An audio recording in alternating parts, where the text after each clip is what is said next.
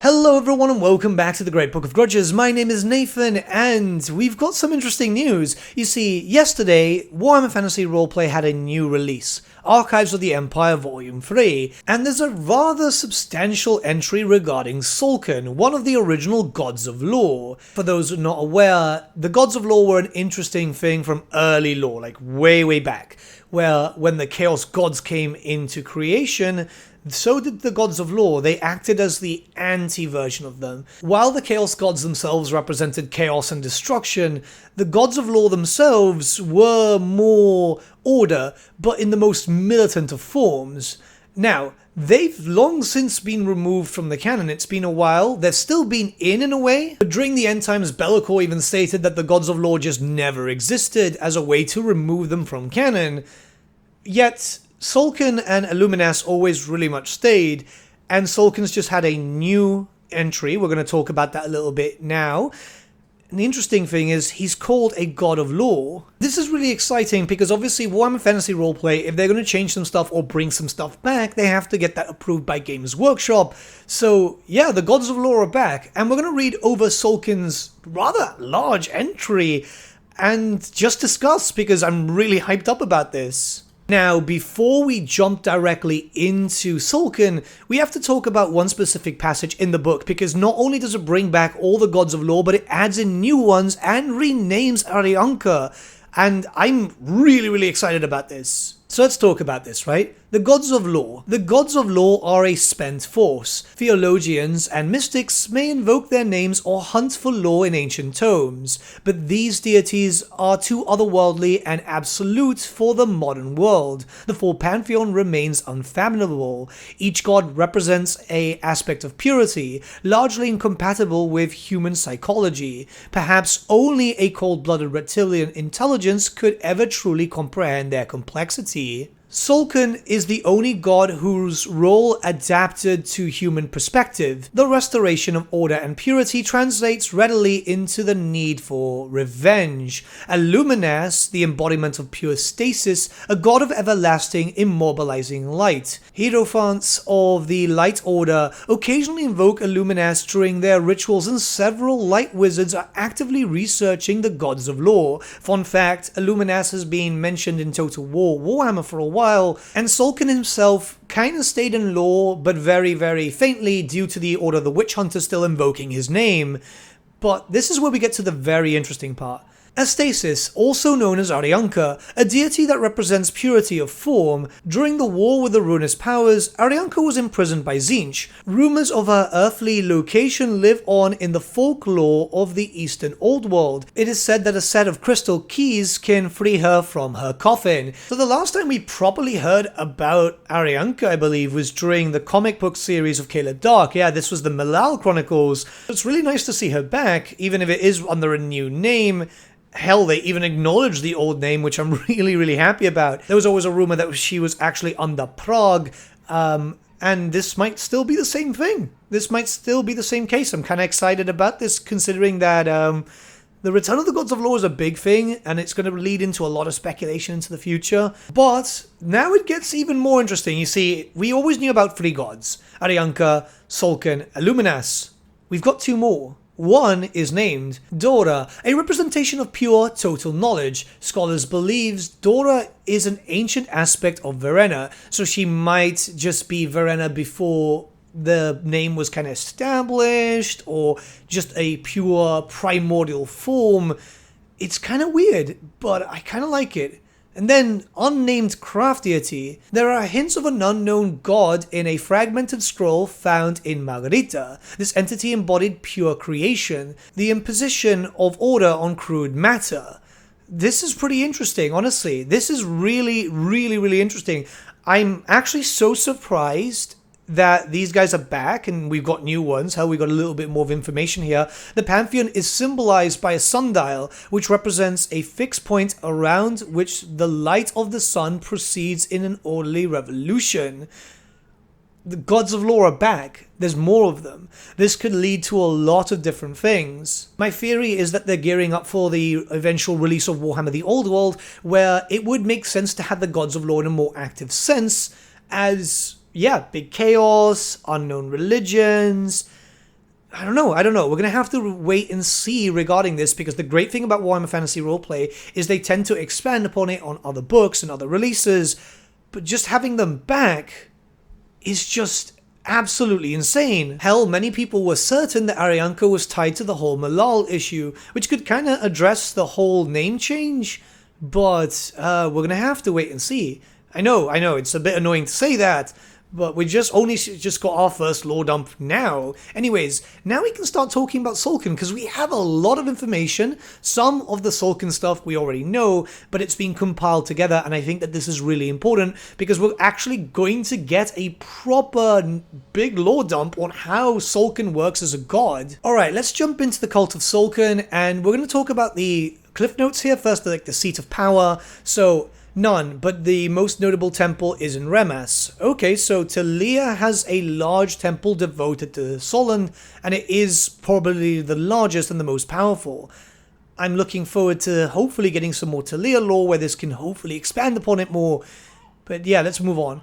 Head of the cult is the Dominus Alter. This is kind of like their pope, their battle priest, you know. The primary orders are the Order of the Shattered Amulet and the Order of Light and Law. There's 2 orders dedicated to this. The major festivals are the Summer Solstice, kind of expected for a god of the sun essentially, and Gahamishnacht, the Night of Vigilance. This is kind of like Warhammer Halloween essentially, where the Chaos Gods are more active. So maybe a little bit of a nod to the original Gods of Law, where they were Chaos Gods in their own right, just in a different spectrum. There's a popular holy book too. This is kind of new, I think. The Liber Flamma Purgatio. I'm kind of hoping that we'll get like the whole Libers being done again, because we used to have the Liber Chaoticas. It would be really cool if we had something in this in the future, maybe with Old World's release in like 20 years, given GW's very slow release timings. And common holy symbols, Flaming Sword, Golden Mask, or a Clenched Fist. This is giving me ideas, man. If we end up getting these guys represented in one of the Old World, and we get Tilea as a playable army, I've got ideas already. Anyways, let's get into the actual lore of things, okay? So, Sulkin is the unyielding god of righteous vengeance. He is the most prominent of the gods of lore, obscure deities almost forgotten in the old world. Sulkin embodies the need to avenge wrongs and eradicate corruption. He is portrayed as a tall man in classical robes, wearing a golden mask sculpted with an immaculate beard and an expression of resolute fury. Around his head is a blazing nimbus, representing his role as a sun god. So far, a lot of things stay the same. I don't think we ever had information regarding a golden mask. In fact, most people represented Sulkin as kind of like a crusader, just with a lightly aura. Anyways, let's move on. Sulkin and his followers see the world in black and white. He hates chaos, change, and ambiguity.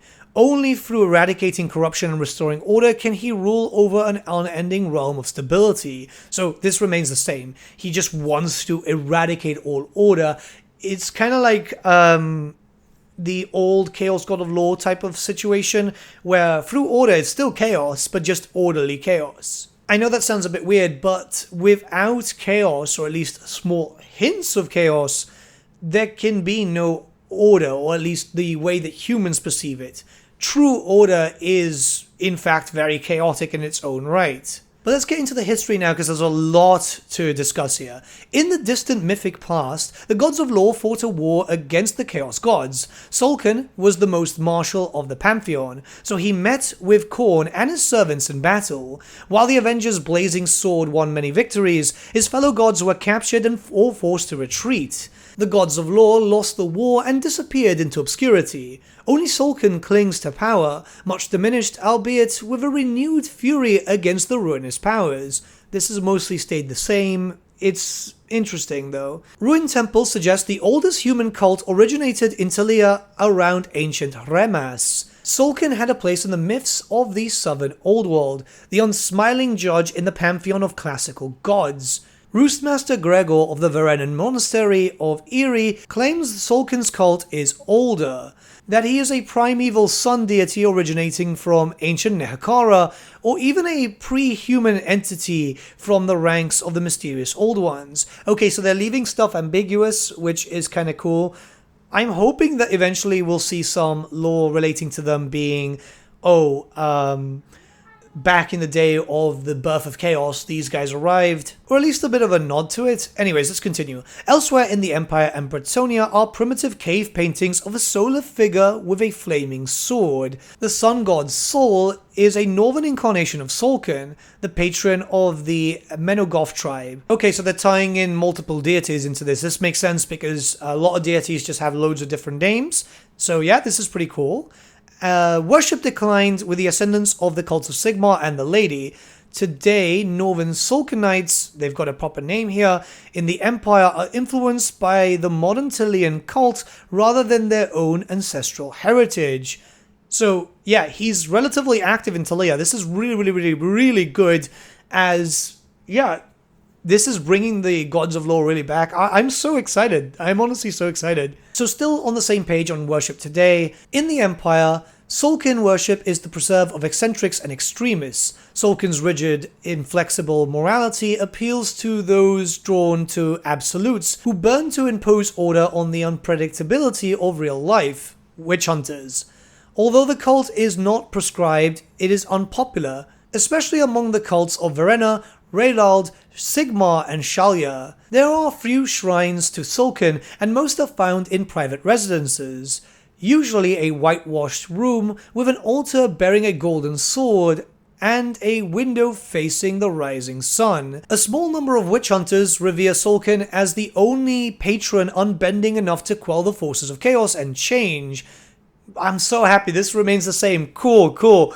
Anyways, covert Sulkinites have infiltrated the Order of Sigmar and seek to eliminate the perceived failings of the Empire's patron god. Yeah, this is remaining the same. I am so freaking happy. Sol still has followers in Wissenland, in the former province of Solland. It is no coincidence that the Solland Runefang was named Grudge Settler, and the province symbol is a golden sun. Worshippers in Solland believe their god will avenge and restore their sovereignty by wiping out the orc successors of Gorbad Ironclaw. There is a part-ruined temple to Sol just outside Steingart, with faded wall fricos of Sol vanquishing a horde of bloodletters. Okay, so this is something that we do need to talk about, right? Solland itself was very much in worship of this, and I thought that that was the reason why they removed it off canon. It still could very much be removed because of that, but yeah, okay, so there's still worship. This, as far as we are aware, is set through the time of, Karl Franz, the 8th edition roster and stuff. So, yeah, okay, this is really exciting. This means that in Warhammer the Old World, Solland itself still stands, and that means that we might exactly see some worshippers of Sol. But this is where it gets a lot more interesting. Sulkin is a relatively mainstream god in Tilea, a strict but benign force of stability and rectitude. Most Tileans invoke his name when they have been wronged, feel entitled to revenge, or when a situation has become overly complex. He is a patron of the vendetta, a particularly Tilean feuding tradition with particularly stringent rules. Okay, this is pretty cool. So he's becoming a main god in Tilea. This is something that I've kind of been talking about a lot lately. It seems that Warhammer Fantasy Roleplay, hell, even Games Workshop, has been kind of setting aside the Dogs of War territories to be their own nations. There's a lot of mention of this, and it's really exciting. Tilea's Sulkinite Inquisitors investigate and torture those suspected of spiritual corruption. Their seat of power is Sulkin's most significant temple in the Old World, in Remas. This imposing structure of unblemished white limestone towers above the city. Its 200-foot spire topped with a golden sword that turns upon a pivot to point towards the sun. From this temple, the Dominus Altor directs his inquisitors and priests to never rest in a quest to seek out the unclean for retribution. This is so cool. This is so cool. I'm so excited for this. Okay, we're going to jump into beliefs. I want to just talk about this stuff here because there's a lot to talk about, And I just don't want to wait. So let's just jump right into the next section. Followers of Sulkin insist the world was once perfect, as the gods of law ruled all, but the ruinous powers tore a hole at the top of the world and disorder permeated the mortal realm. Worshippers believe Sulkin demands they enact retribution against everything tainted. He is the purifying fire, the light of the brightest sun. One day Sulkin will leave his celestial palace to burn away old night and restore order. Until then, no man or woman can escape his scrutiny. Okay, so far so good. Righteous anger is the only pure emotion for Sulkinites. Other strong feelings feed the ruinous powers and must be controlled. Compassion and moderations are sign of weak resolve, which give chaos a foothold in the world. Sulkinites have special enmity for those who use magic or prophecy, powers which draw on chaotic forces. The cult is disdainful of other old world gods, although they have learned to keep these views discreet. They believe the soft gods accommodate human failings and allow the pervasive advance of chaos. Such uncompromising followers frequently see deviation and lack of purity in one another. Interesting, especially when pragmatism overrides dogma. The cult has many splinter orders, ranging from secretive mystery cults in the Empire to powerful organizations in Tilea. Okay, so Sulkin is really out there. This is cool. From a minor unknown god, now there is a lot of presence. I am so happy about this. So let's talk about the orders themselves. We've got the Order of Light and Law, an order of inquisitors powerful in Remus and influential elsewhere in Tilea, and Estalia. Interesting, okay. In 1586 Imperial calendar, the priesthood was slaughtered by the demon prince Be'lakor as they tortured the oracle Necrodomo. Okay, yeah, there's going to be a lot of follow-up videos here. There's a lot to talk about. They have lost faith in recent years since they failed to protect Remans from a summoned demon known as the Mardag. In the Empire, witch hunters who follow Sulkin typically align themselves with the Order of Light and Law. This is something that we've already known, but the other stuff is new. The Order of the Shattered Amulet, a peculiar fellowship of itinerant priests who seek the 4 fragments of Sulkin's amulet, shattered by a demon of corn. This circular amulet was decorated with an unknown inscription and 4 serpents consuming one another in a circle. Recent discoveries suggest the shards have been uncovered by Skaven. Ooh, okay. The Cult of the Vengeful Blaze, a secretive cult in Altdorf. The Cult of the Vengeful Blaze have infiltrated the government and military of the Empire's capital. For more details, see Altdorf, Crown of the Empire. We're going to have to go back to this, yeah? We're definitely going to have to go back to this. Knights of Purity. The Brotherhood of Purity is a charitable organization in Marienburg, which is a front for the Knights of Purity. Xenophobic fanatics dedicated to eradicating the smallest hint of chaos wherever they see it. The Sword of Sulkin is their agent, a mysterious vigilante who hunts and executes mutants in the port city. This knightly order has not been mentioned, at least to my recollection, since the Warhammer Fantasy Roleplay 1st edition, so this is actually really interesting. And then finally we're going to go into Saul's Faithful, a localized folk religion in Old Solent. The priests of Vengeful Saul agitate for Solon's independence and against the earthly rights of Raya. Okay, so Solenders still want to become independent. This is something that we kind of knew, but has always been like, well, they're never really going to be heard. But now we know that there's an actual folk religion. There's a movement for it. This is something quite interesting. Anyways, let's move on to the penances. Penances from Sulkin are tests of resolve and purity. Typical tasks involve avenging a great wrong or utterly destroying the tainted, especially when they require the penitent to burn something they hold dear. Sulkin is never satisfied. Penance is common amongst his cult. Yeah, this is stuff that we already knew, but it's good. It's good that we're getting old stuff kind of just coming back into the woodwork. Same thing with the scriptures. So they revere the sun's cleansing light each day, suffer nothing tainted by the ruinous powers, seek it out and obliterate it completely without pause or negotiation. Suppress all emotions other than righteous fury. Okay. Do not tolerate signs of impurity such as flirtation, music, dance, or frivolity of any kind. Yep, so a lot of virgins. And never compromise. okay, this is really, really cool. There's a few other things, but it's mostly going on very much the priesthood that we already kind of know about because it's been discussed here, and the miracles. And I don't want to put the miracles up because that's all basic rule stuff, and out of respect for Cubicle 7, I don't want to put the rules out there. But yeah, this is really, really, really interesting, right? So the reason why I'm so excited about this is because this could lead to a lot of stuff. This could lead to what I am imagining a cult of Sulkin when it comes to Warhammer the Old World, as it's something that I'm very, very much expecting when it comes to fleshing out Tilea, fleshing out Estalia. This is really, really, really, really, really cool. I'm honestly surprised that the Gods of Lore are a thing again. Like, yes, like I said, Illuminas and Sulkin were still mentioned, but very, very, very little. This is now the case that they're back. There's new gods. Arianka got a rename. I am super excited. Honestly, anytime that Cubicle 7 do a lore dump like this, it's just absolutely fantastic. I've spoken to people at Cubicle 7 before, and they are just so nice, and they really, really love the lore. So seeing this come back into the woodwork, it's just so cool. I've got more questions. I have questions. I want to know about the other cults. I want to know about Arianka, well, the new version of Arianka. I want to know a lot of stuff. This has potential to be big for Warhammer the Old World. Hell, Total War Warhammer, if you're watching about this, because if we do get a Tilea mini race pack DLC, which is something that I've been hypothesizing for a while, well, they need a priesthood, right? Like, you know, we've seen it with the Empire. They've got their priests. You know, the Kislevites have their priests. Hell, technically, the Bretonnians have their priest. So instead of introducing maybe new laws of magic for Tilea, Estalia, and all that type of stuff, right?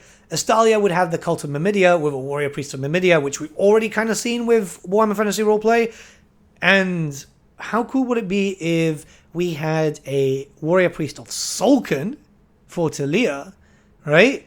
This would be really, really interesting. I don't know. We're gonna have to wait and see. But I'm super hyped up. I'm super hyped up. I'm actually kind of like speechless in some points because this is big lore. This is big lore. Anyways, let me know what you guys think in the comments below. Let's start a bit of a discussion. We'll hopefully have a discussion stream at this point sometime this week.